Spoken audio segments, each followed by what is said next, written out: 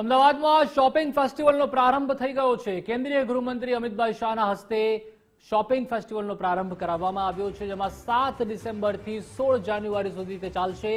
Shopping ફેસ્ટિવલમાં આવનાર ગ્રાહકને 15 થી 35% સુધીનું ડિસ્કાઉન્ટ મળશે। વોકલ ફોર લોકલ થીમ આધારિત શોપિંગ ફેસ્ટિવલનો પ્રારંભ કરાયો છે, ત્યારે હેરિટેજ વોક, યુથ અને ફૂડ સ્ટોલ સાથે એરપોર્ટ અને મેટ્રોને પ્રમોટ કરવામાં આવ્યા છે।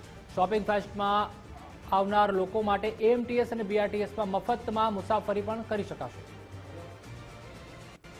વધુ માહિતી માટે સંવાદદાતા રાહુલ ત્રિવેદી જોડાઈ ચૂક્યા છે। રાહુલ, જે રીતે કેન્દ્રીય ગૃહમંત્રી ગુજરાતના પ્રવાસે છે અને તેમાં પણ અમદાવાદમાં શોપિંગ ફેસ્ટનો તેઓએ પ્રારંભ કરાવ્યો છે। બિલકુલ પ્રતિભા, જે પ્રકારે વાત કરવામાં તો કેન્દ્રીય ગૃહમંત્રી અમિત શાહ 3 દિવસ ગુજરાતના પ્રવાસે છે, ત્યારે આજે તેમણે 1500 કરોડથી પણ વધારેનો ખર્ચ અને ખાતમુહૂર્ત અને લોકાર્પણ કર્યા હતા। ત્યારે સાંજે 7:30ની આસપાસ તેઓ સિંધુ ભવન ખાતે આવેલ શોપિંગ ફેસ્ટિવલમાં હાજરી આપી હતી અને આ વર્ષે પણ શોપિંગ ફેસ્ટિવલનું જે ઉદઘાટન કરવામાં આવ્યું છે। ખાસ કરીને આ જે શોપિંગ ફેસ્ટિવલ છે 5 ડિસેમ્બરથી 16 જાન્યુઆરી સુધી ચાલુ રહેશે, જેમાં ગ્રાહકો જે અહીંયા આવનાર લોકોને 15 થી 35% જેટલું ડિસ્કાઉન્ટ જે છે તે આપવામાં આવશે।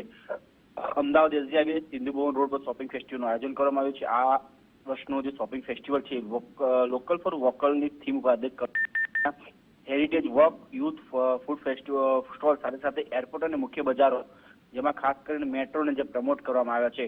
આ ઉપરાંત પોલિથીન બેગ જે મુક્ત ફેસ્ટિવલનું છે પણ એ વખતે આયોજન કરવામાં આવ્યું છે।